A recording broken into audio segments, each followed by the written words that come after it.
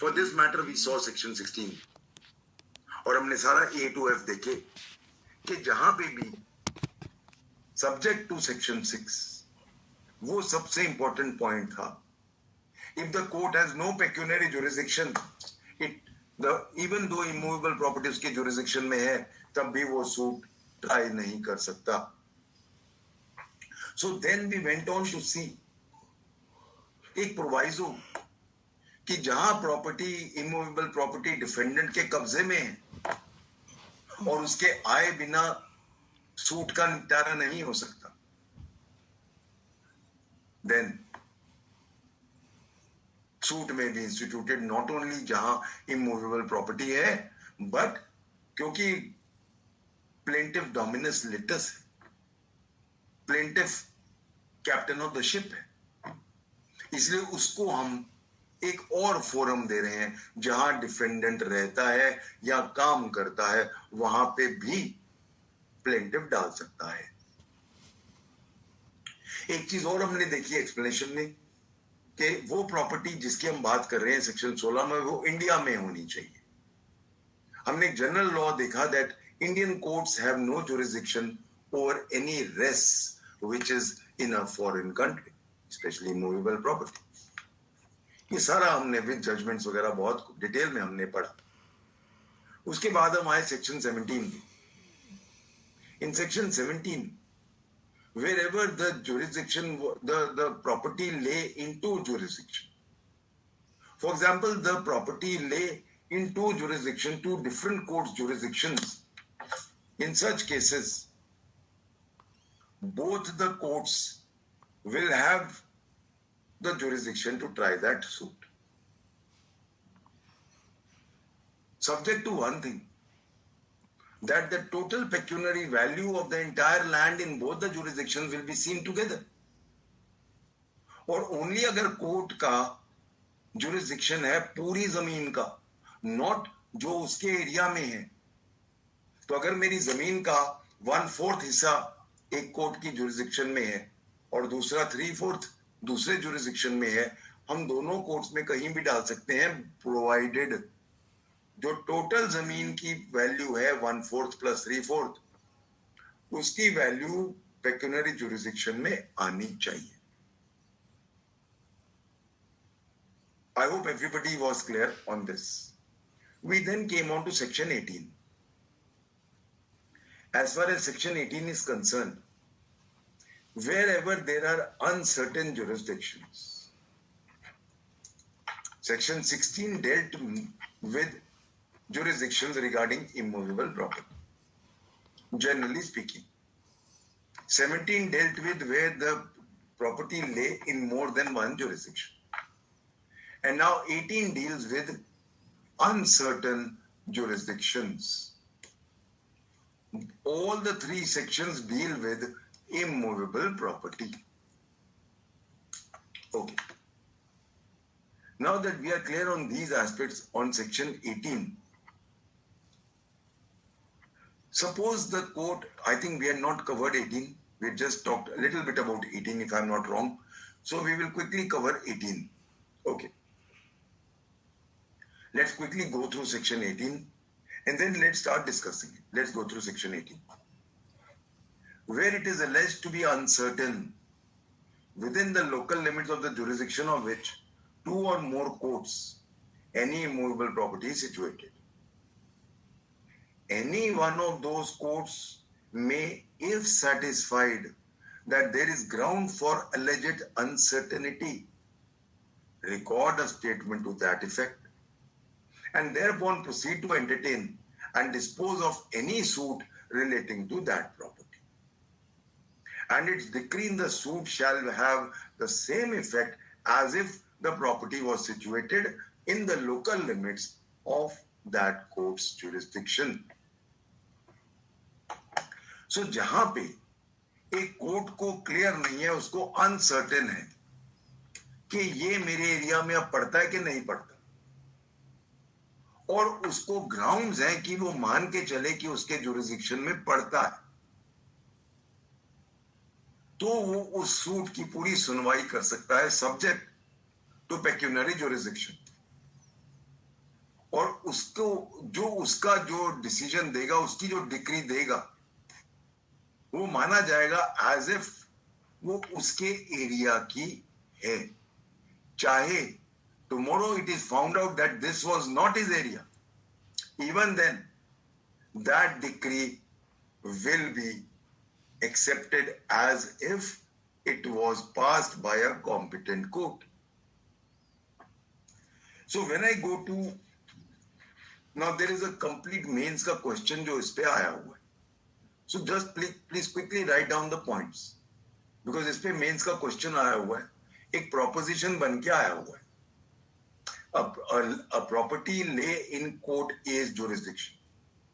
There were floods and the course of that river changed, and the property, there is now confusion whether it lies in court A or court B's jurisdiction. You are in court A. Under what conditions can you take up this matter, and what will be the sanctity of the decree which you pass? ये question आया हुआ 10 marks का. Good morning, Pooja. So let's quickly write down the points. Section 18 deals with uncertain jurisdiction of property suits.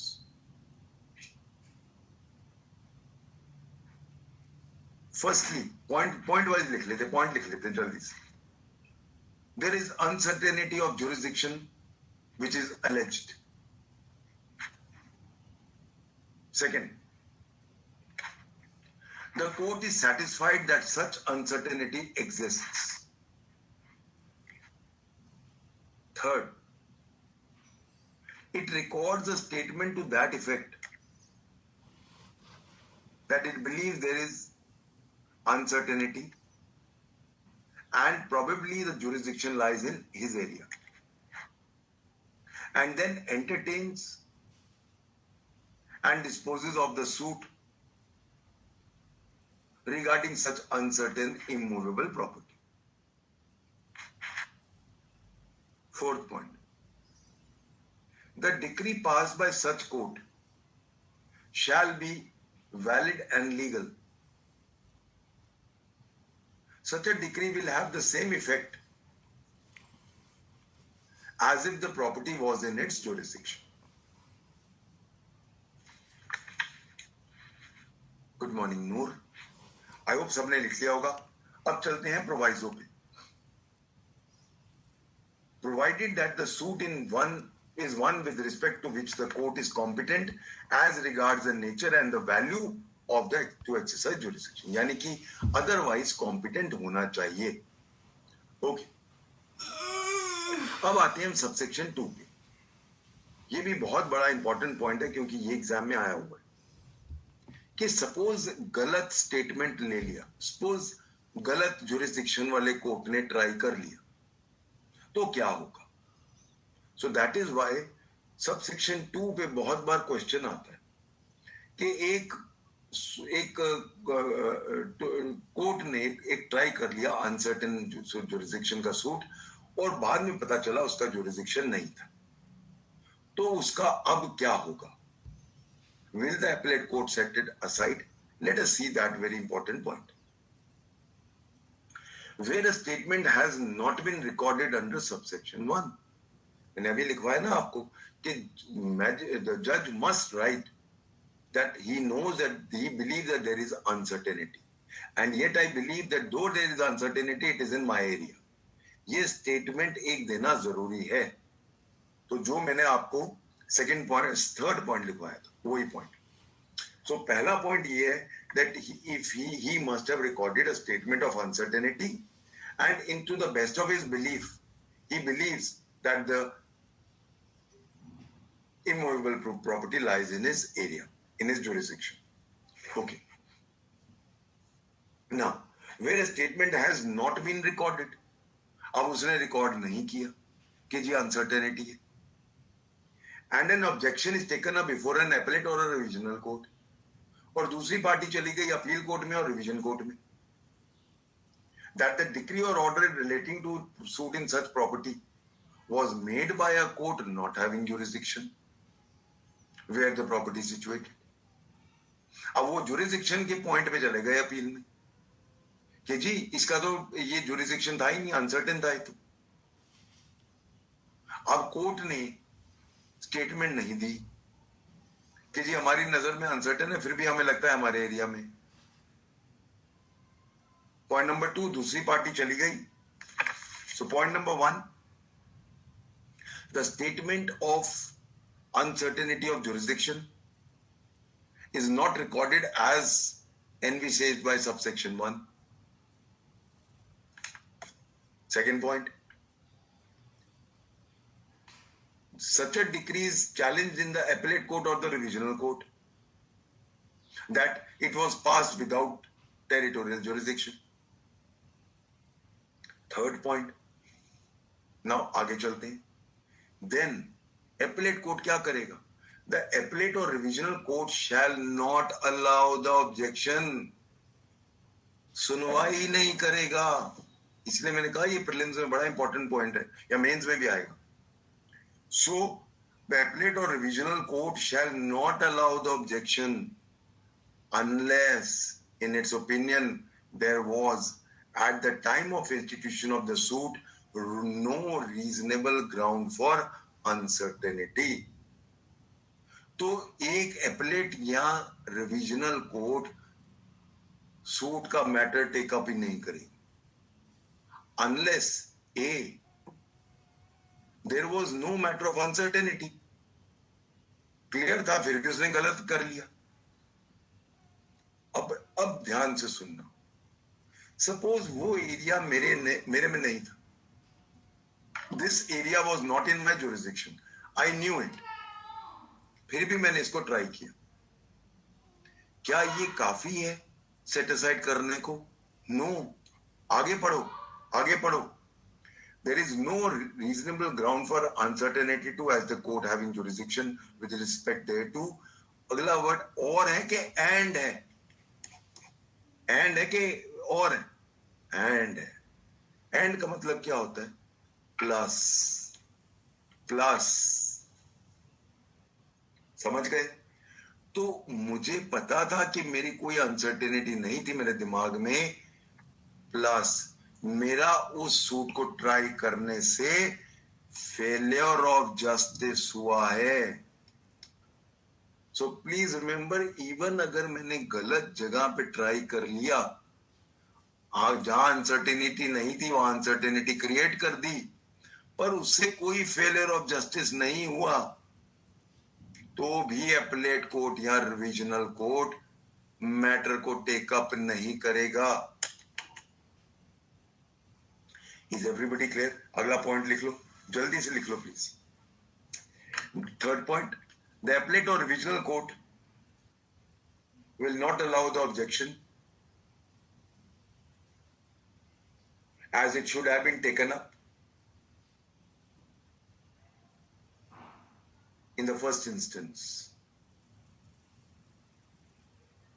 Fourth point, however, if the appellate or revisional court is satisfied that there are no reasonable ground for uncertainty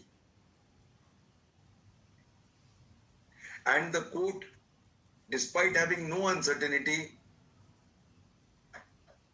tried the case in a wrong territorial jurisdiction, plus there was a consequential failure of justice,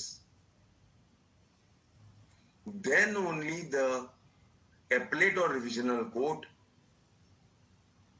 may allow the objection.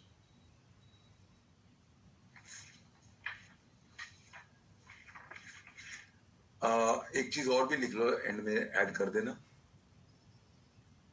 Uncertainty of jurisdictions can be created by many factors. It can be created by floods, shifting reverse, alteration of boundaries by the state, absence of notifications regarding fixation of boundaries, etc., etc. Creation of new states, creation of new districts, all these can give rise to uncertainty of jurisdiction. Okay, I hope everybody is now clear on section 18. We now go on to section 19.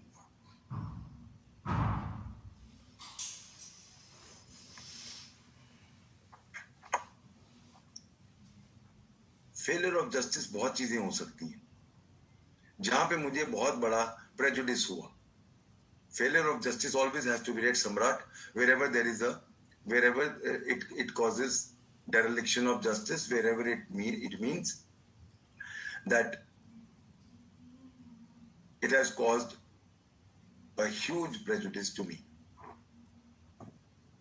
We now go on to section 19. Section 16, 17 and 18 dealt with immovable properties. 17 dealt with properties in more than one jurisdiction. 18 dealt with uncertain jurisdictions. 16 was the head section of immovable property. We now go on to movable property and person. Section 19. Let's see. Section 19 suits for compensation. बहुत ध्यान देना please, ये किताबों में नहीं लिखी हुई और क्वेश्चन आ रहे हैं इन पे बार बार. सिर्फ मेरे you know one thing, I am very very happy, जो मेरे अभी रिजल्ट आया है उसमें 40 स्टूडेंट्स हुए निकले मेरे. Every single student of mine के 40 के 40, all of them have scored outstandingly well in civil law 1. 110 से नीचे कोई है ही नहीं. इवन जो फेल भी हो गए हैं स्टूडेंट्स, उनका सिविल 1 115, 120, 118 ये नॉर्मल है. आप देखना खोल के. उसका रीजन क्या है? जिस तरह मैंने इनको सीपीसी पढ़ाई, वो उनकी मास्टरी हो चुकी है. और अगर आपका सीपीसी के क्वेश्चन वो भी टेढ़े मेढ़े बहुत अच्छा आंसर देते, तो एग्जामिनर का माइंड हो जाता है कि इसको तो सिविल लॉ बहुत अच्छी तरह आता है. That is the reason why you must always, that is the reason why I don't run through CPC. करने को मैं 2 दिन में खत्म कर सकता हूं, बट देन ऑल दीज, ये जो बारीकियां ये रह जाएंगी. चलिए अब देखो, जो मैं, अब बहुत ध्यान देना, जो कोई स्टूडेंट जो मेरा नहीं है वो इस चीज पे ध्यान नहीं देता, और ना ही मैंने कोई एकेडमी को इस चीज पे ध्यान देते देखा है. Section 19 does it deal with all immovable, all matters of movable property and persons? क्या ऑल मैटर्स को कवर कर रहे हैं कि सिर्फ रॉन्ग्स कर रहा है? रॉन्ग्स के कंपनसेशन की बात कर रहा है क्या? So compensation regarding wrongs. Thank you Anshika. क्या? हाँ, right. The word wrong here means actionable wrongs. सबने पकड़ लिया ये पॉइंट, हेडिंग से निकाल लिया मैंने ये point. Suits for compensation for wrongs to persons और मूवेबल्स. पहला लाइन पढ़ते हैं. Where a suit is for compensation for wrong, where a suit is only for compensation for wrong, अब done to a person or to a movable property.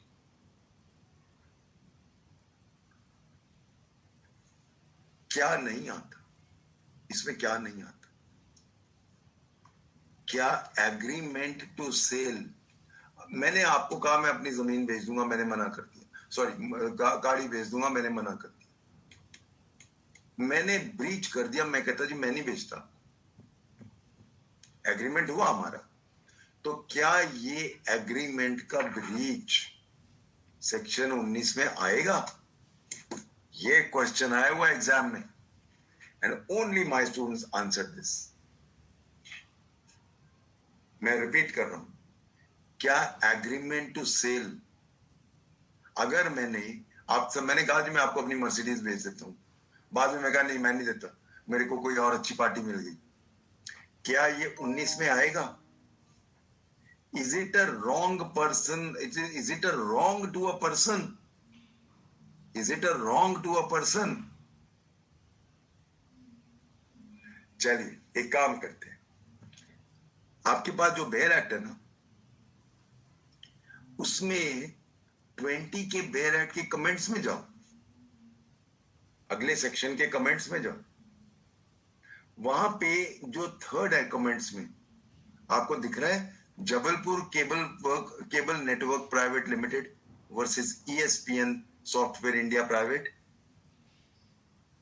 Okay, जिन students के पास ये bare act नहीं है please उनको share कर दो हमारे टेलीग्राम ग्रुप में ताकि वो भी इस चीज को पढ़ सके। चलिए इसको पढ़ते हैं, इसको पढ़ते हैं, ध्यान देना। वेयर द एग्रीमेंट, कोई बात नहीं डॉली, वो आपको शेयर कर देंगे, सुन लो मैं पढ़ रहा हूं, लिख लेना अगर आपकी जरूरत हो। ध्यान देना please. Where the agreement was an agreement for sale of movable property,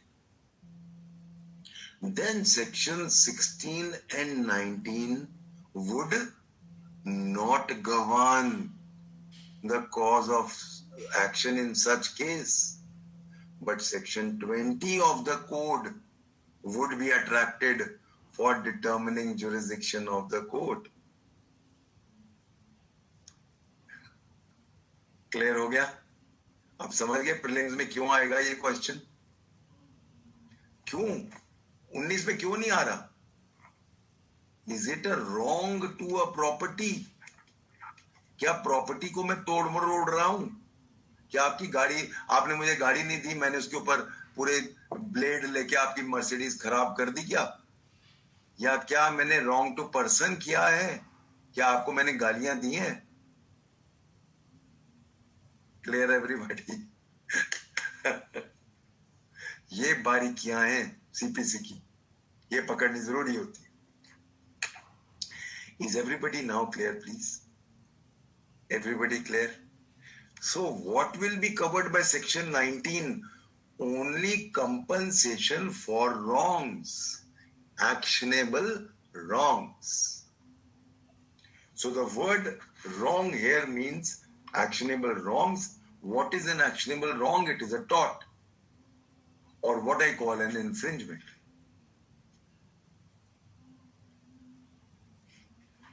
However, these wrongs only apply to persons or movable properties, and not all wrongs, only compensation regarding movable properties. Can I move ahead? Everybody clear? सबको clear हो गया?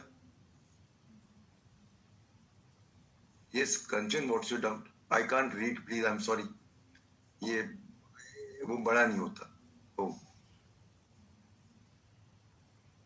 Okay. ये मैंने गुरमीत करा दिया, please मेरा पिछला देखिए। See my previous lecture, मैंने ये डायग्राम बनाया हुआ, ध्यान से करो। ओके, अब बहुत ध्यान देना प्लीज। सो जहां पे सूट हो कंपनसेशन फॉर रॉन्ग, सिर्फ वो मामले आएंगे सेक्शन 19 में। अब क्वेश्चन ये उठता है कि अगर ऐसा है तो कहां होंगे, कहां सूट डलेगा, कहां सूट डलेगा? ओके, अच्छा okay Rupali, okay fine fine, please ध्यान दो, या please pay attention. So please remember one thing, I repeat, section 19 only deals with wrongs and not all wrongs, only compensation for wrongs, which means actionable wrongs, whether it is against a movable property or a person.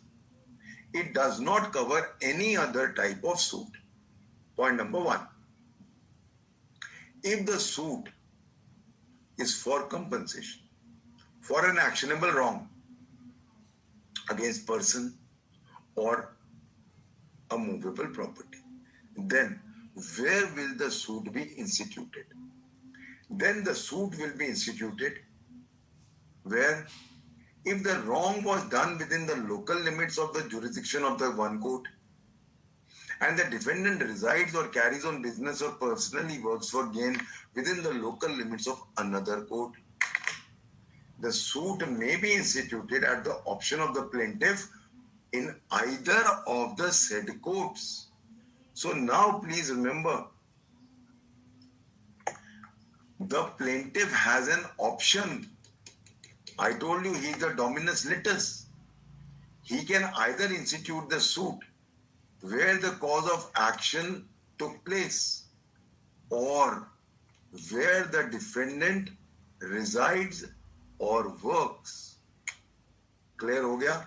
तो plaintiff को choice है कि जहां पे cause of action हुआ, अगर वो court की जुरिस्डिक्शन में है तो वहां डाल दे, अगर वहां डिफेंडेंट नहीं रहता तो फिर डिफेंडेंट जहां रहता है वहां वो डाल सकता है.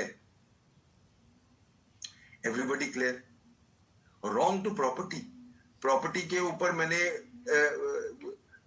आपका कूड़ा फेंक दिया, ट्रेसपास कर दिया. Okay, is everybody clear please? Everybody clear? अब प्लीज ध्यान देना. Where the wrong consists of a series of acts, जहां सीरीज ऑफ एक्ट्स हैं रॉन्ग्स. मैं एक आदमी के साथ रॉन्ग कर रहा हूं, प्लेस ए जुरिस्डिक्शन में, बी जुरिस्डिक्शन और सी जुरिस्डिक्शन, सीरीज है. मैंने आपको पहले चंडीगढ़ में चांटा मारा, हम जा रहे थे दिल्ली, फिर मैं आप मुझे मिडवे पे मिल गए दिल्ली के रास्ते में, वहां फिर आपकी पिटाई कर दी, और सोनीपत में आप खाना खाने बैठे, मैं वहां पहुंच गया, फिर आपकी पिटाई कर दी. So one thing you remember please, whenever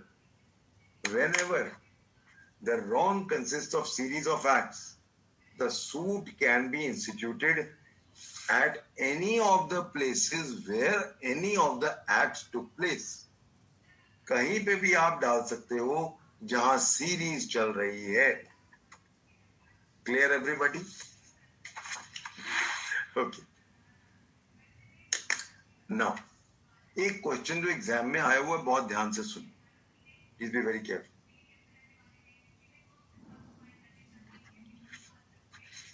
defamation का सूट कहां पड़ता है, ये क्वेश्चन 12 नंबर का आया हुआ है. आई फॉरगेट कौन आया, दिल्ली होगा या पता नहीं कहां, भूल जाता हूं, क्या उत्तराखंड है, मुझे पता नहीं, भूल. अब ये दोबारा क्वेश्चन आएगा, ध्यान रखना, ये क्वेश्चन जरूर आएगा. Defamation is a wrong against a person, ठीक है, मेरी रेपुटेशन के खिलाफ रॉन्ग है. अब याद रखना, सपोज मैंने एक न्यूज़पेपर छापता हूं, आई पब्लिश अ न्यूज़पेपर, और न्यूज़पेपर में मैंने आपको डिफेम कर दिया, तो अब मेरा सूट कहां डाल सकता है? जहां प्रिंट हुआ या पब्लिश हुआ, सिर्फ यहां. प्लीज रिमेंबर, जहां भी न्यूज़पेपर सर्कुलेट हुआ, सब जगह. सो याद रखना, ये मामला आया था इलाहाबाद हाई कोर्ट के सामने, A Ahmed versus Tribhuvan Nath.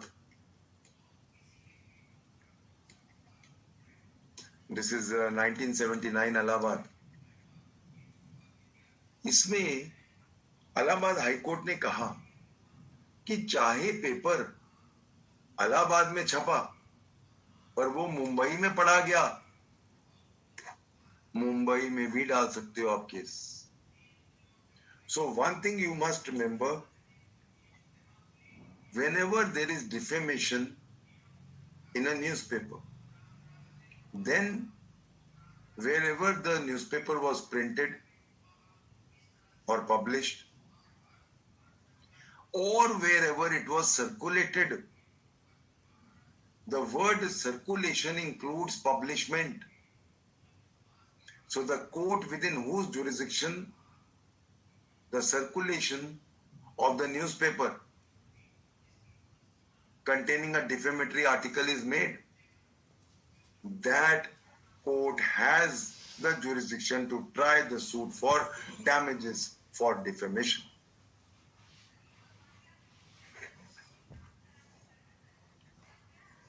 Everybody clear? ये क्वेश्चन आएगा, डिफेमेशन का आएगा. I could find one judgment on this. I hope सबने नोट कर लिया हो. ओके, अब जल्दी से दोनों इलस्ट्रेशन देखते हैं एग्जाम में. ये प्रीलिम्स में आया हुआ.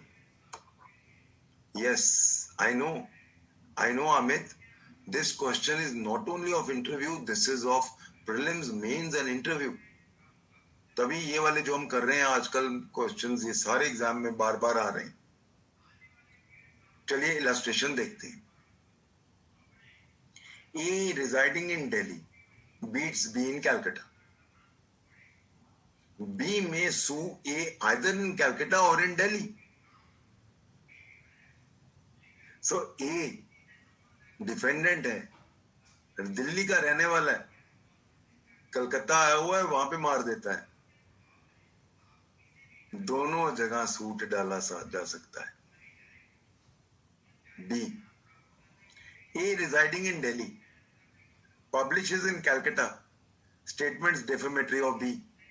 B may sue A either in Calcutta or in Delhi. और मैंने एक डायमेंशन और दे दिया है सर्कुलेशन वाला. आई होप सब क्लियर हो गए इसके बारे में. Yes, right. चलिए चलते हैं सेक्शन 20. सेक्शन 20 का पहला वर्ड क्या है?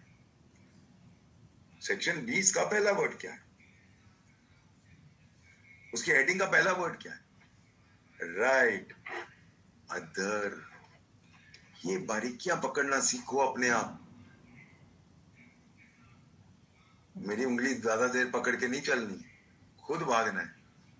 ये पहला वर्ड सब छोड़ जाते हैं. Why not Harley? Absolutely. Okay, अब अदर का मतलब क्या हो गया?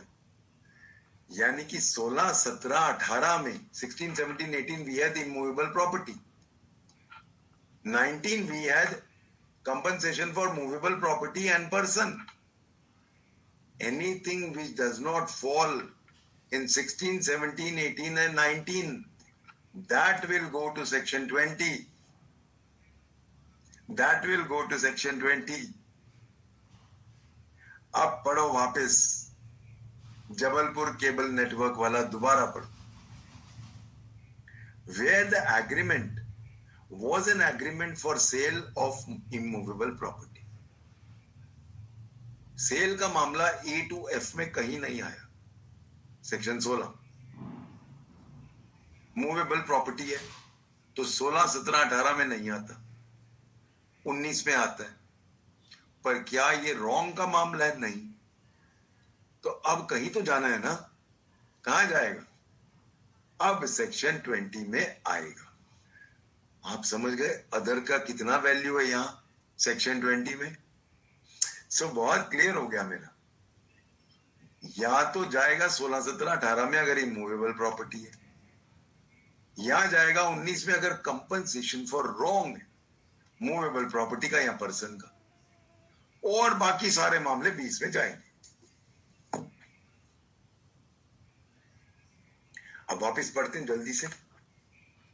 Where the agreement was an agreement for sale of movable property, then section 16 and 19 would not govern the case, would not govern the cause of action, but section 20 of the code would be attracted for determining jurisdiction. ये question आएगा. Section 20 का ऐसा क्या importance है? सारा कुछ उसमें आता है. सारा कुछ उसमें आता है. क्लियर हो गया एवरीबॉडी? नाउ अब मुझे जल्दी से बताओ, टेल मी वन थिंग, मैं प्लेंटिफ हूं, मेरी इमूवेबल प्रॉपर्टी का मामला है, मैं कहां कहां सूट डाल सकता हूं, जल्दी से। या sorry, I am so sorry Jigata, you know, section 20 says that wherever there was a matter of immovable property, it went to section 16, 17 and 18, right? Wherever it was a matter of compensation for wrongs only regarding movable property or persons, it went to section 19. What about other matters? They would come under section 20. And that is why this judgment of Madhya Pradesh High Court 1999 is very clear that suppose there was an agreement for sale and somebody was not honoring it, doesn't matter. You can always go to section 20 but not to section 16 or section 19. Am I clear?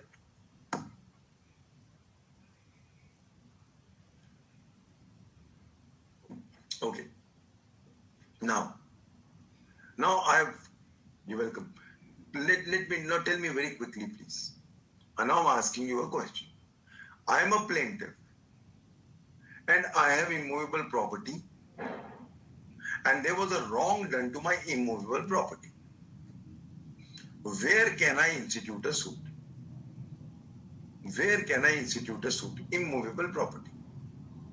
Where? A, where cause of action arises. B, where defendant resides or works. Is this correct answer? Do you have a choice? Okay. Answer is correct. Kanchan, why no? Reason being, plaintiff can only put where the defendant lives or works only if he falls in the proviso of section 16. Only if, right, Simran Preet, absolutely, if it is in the possession of the defendant plus without his coming to the court, the matter cannot be resolved. समझ गए सारे? तो जल्दी से let's have a revision. Plaintiff suit कहां डाल सकता है इमूवेबल प्रॉपर्टी का? ए, जहां कॉज ऑफ एक्शन हुआ है. बी, सेक्शन 16 का प्रोवाइजो, ओनली अगर डिफेंडेंट के कब्जे में है property plus his presence is a must, only then here. Second, if immovable property is in 2 areas, then he can put it in either of the areas. There is no mention of the defendant here. Third, if it is uncertain boundary, then also he can take it up.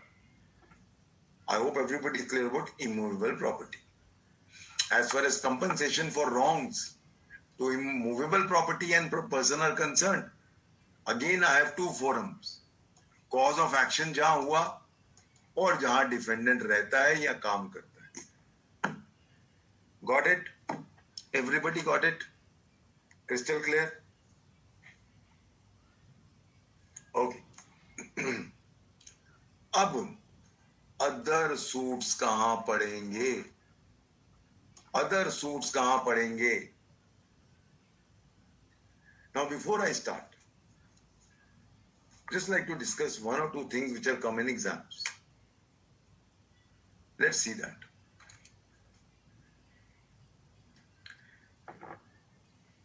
Whenever we go to common law, in common law, all actions are termed into 3 heads. Personal actions, real actions,